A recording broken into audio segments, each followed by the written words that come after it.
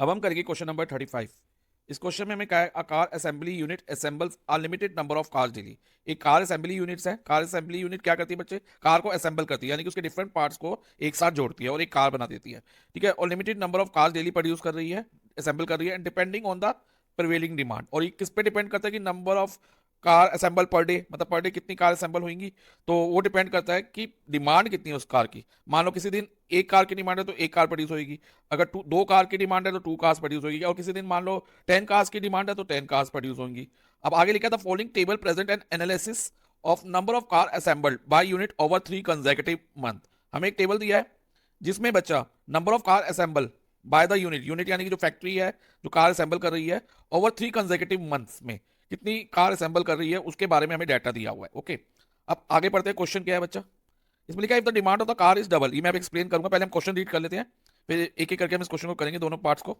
Estimate how many cars on an average, if the car की demand double हो जाए तो estimate how many cars on average. On average यानी कि on average, average पे क्या असर पड़ेगा, should be assemble per day, कि कितनी कार ऑन एवरेज प्रोड्यूस करनी होगी पर डे में, एक दिन में, such that increase demand is met, ताकि जो डिमांड इंक्रीज हुई है वो मेट हो जाए, यानी कि पूरी हो जाए वो डिमांड।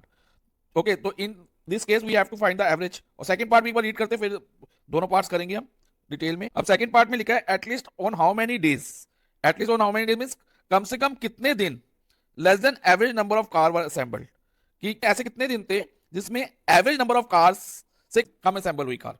तो इस केस में भी हमें पहले क्या निकालना है, एवरेज निकालना है, यानी कि, और एवरेज का मतलब क्या होता है, मीन। तो पहले हम मीन निकालेंगे। ठीक है, मीन निकालने के लिए सबसे पहले कॉलम कौन सा होता है बच्चा, एक्स आई का। एक्स आई कैसे फाइंड करते हैं, lower limit plus upper limit upon 2। अब जैसे फर्स्ट क्लास इंटरवल है 0 to 4, तो इसकी लोअर लिमिट 0 है, अपर लिमिट 4 है, तो 0 + 4/2, 0 + 4 4 होता है, 4/2 is 2, तो एक्स आई 2 हो गया। अब 4 + 8 करो, जैसे 0 + 4 किया था, 4 + 8 12, 12 डिवाइडेड बाई 2 is 6। ओके, अब 8 + 12 20, 20 डिवाइडेड बाई 2 10। अब देखो बच्चा 4 4 का डिफरेंस आ रहा है, आगे आप 4 ऐड करते जाओ, 10 में 4 ऐड करोगे 14, 14 में 4 ऐड करोगे 18। चाहे आप फॉर्मूले से करोगे एक्सआई आगे तो भी सेम आएगा, और अगर ये 4 4 ऐड करके करोगे तो भी सेम आएगा।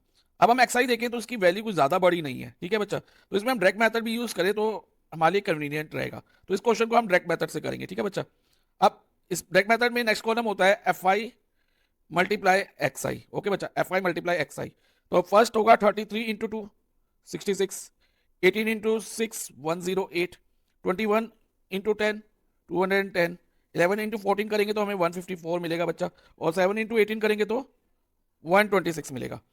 अब डायरेक्ट मेथड से अगर हमें मीन निकालना है ना बच्चा, तो उसका फॉर्मूला होता है summation of F I X I upon summation of F I. अब देखो बेटा, summation of F I X I यानी कि F I X I column का सम लेंगे, और अगर हम इसका सम करते हैं तो बच्चे इट वुड बी 664, और फिर एफ आई का सम लो 90 आएगा, यानी कि 90 डेज। अब just substitute the values, values डाल दो। Summation of F I X I हमारा 664 है, okay, upon summation of F I which is 90।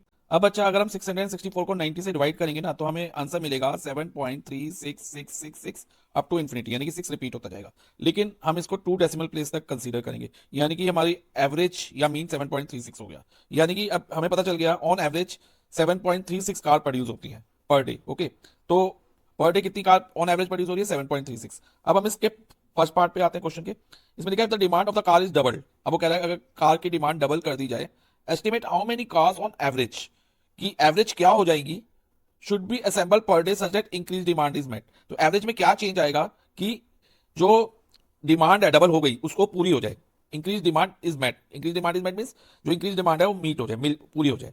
तो ये ध्यान रखो बच्चा, अगर डिमांड डबल हो रही है तो ऑब्वियस है जो कार असेंबल होगी, number of car assemble per day होंगी वो भी डबल हो जाएंगी। और याद रखना, अगर number of cars assemble per day double हो जाए, ठीक है, तो मीन भी डबल हो जाएगा। लेकिन ऐसा क्यों होगा मैं वो आपको एक्सप्लेन कर दूंगा अभी, तो समझो बेटा क्यों होगा ऐसा, फिर हम मीन को डबल करके आंसर निकाल लेंगे। तो ये देखो बच्चा, अगर डिमांड डबल होती है तो मैंने भी बताया कि कार असेंबल पर डे भी डबल हो जाएगा, तो 0 का डबल 0 और 4 का डबल 8, यानी कि अब 33 डेज ऐसे होंगे जिनमें हर दिन 0 to 8 कार प्रोड्यूस होंगी। और ऐसे इधर भी ये भी डबल हो जाएगा। हमने कार डबल किसको करना है, कार असेंबल पर डे में, क्योंकि उन्होंने कहा ना if demand of the car is double, तो कार असेंबल पर डे ही डबल होंगी। तो 4 को अगर हम डबल करते हैं, 4 का डबल नेक्स्ट क्लास इंटरवल में 8 होता है, और 8 का डबल 16, तो 8 टू 16। ऐसे हम नेक्स्ट क्लास इंटरवल में 8 का डबल 16 और 12 का डबल 24, तो 16 टू 24 हो गया। अब नेक्स्ट 12 का डबल 24 और 16 का डबल 32, ओके। और उसके बाद लास्ट क्लास इंटरवल में 16 का डबल 32 और 20 का डबल 40। अब इसमें देखो बच्चा एक्सआई पे क्या असर पड़ेगा, एक्सआई में क्या चेंज आएगा। अब अगर हम न्यू एक्सआई निकालते हैं तो lower limit plus upper limit divide by 2 करके, यानी कि 0 प्लस 8 अपॉन 2 करके, तो क्या बनेगी 0 प्लस 8, 8 हो गया, और 8 डिवाइडेड बाय 2 4, तो न्यू एक्सआई कितनी आ गई 4 फर्स्ट केस में। अब सेकंड केस में देखो 8 प्लस 16, 8 प्लस 16 24, 24 डिवाइडेड बाय 2 12। देखो एक्सआई डबल होती जा रही है, पहले 2 की 4, सेकंड में 6 से 12, और आगे भी अगर करोगे 10 का 20 हो जाएगा, आप करके देख सकते हो, और 14 का 28 हो जाएगा, और 18 का डबल 36 हो जाएगा। अब अगर हम एफ आई एक्स आई निकालेंगे ना, तो आप चेक करना 33 इंटू 4 करके 66 का डबल आएगा, विच विल बी 132। ऐसे बाकी भी आप चेक कर सकते हो। तो एफ आई एक्स आई का ईच जो ऑब्जर्वेशन है टर्म है वो डबल हो जाएगी। तो इस तरह से इसका टोटल भी डबल हो जाएगा। तो 664 इंटू 2 देखो क्या होगा बच्चा, 4 टू द 8, 2 6 द 12, 1 कैरी, तो 2 6 द 12 प्लस 1 1 3 2 8। तो एफ आई एक्स आई का भी टोटल डबल हो गया, और एफ आई एक्स आई का टोटल डबल हो गया तो इंटू 2, मीन भी 2 से मल्टीप्लाई हो जाएगा। यानी कि एक तरह से मीन क्या हो गया बच्चा, 2 से मल्टीप्लाई कर देंगे मीन को। अगर हम number of car assemble double करते हैं ईच डे में, तो मीन भी क्या हो जाएगा डबल। और तो न्यू मीन क्या निकलेगा बच्चा, 7.36 इंटू 2 करो, तो आपको मिलेगा इधर 12, 2 6 द 12, 2 3 द 6 7 पॉइंट, और 14, तो 14.72, तो ऑन एवरेज 14.72 कार प्रोड्यूस होगी। तो कार तो पॉइंट्स में तो प्रोड्यूस नहीं हो सकती, एक की 14 कार एक प्रोड्यूस हो, एक 0.72 प्रोड्यूस हो, ऐसा तो नहीं होगा। तो हम क्या करेंगे, इसको राउंड ऑफ कर देंगे, क्योंकि 0.5 या उससे बड़ा होगा तो ये नेक्स्ट में राउंड ऑफ हो जाएगा। तो 14 कार की जगह हम क्या ले लेंगे, 15 कार, और इधर लिख देंगे राउंडेड ऑफ, राउंडेड ऑफ। तो ऑन एवरेज अगर डिमांड डबल होती है तो 15 car will be produce on average. अब सेकंड पार्ट में आते हैं।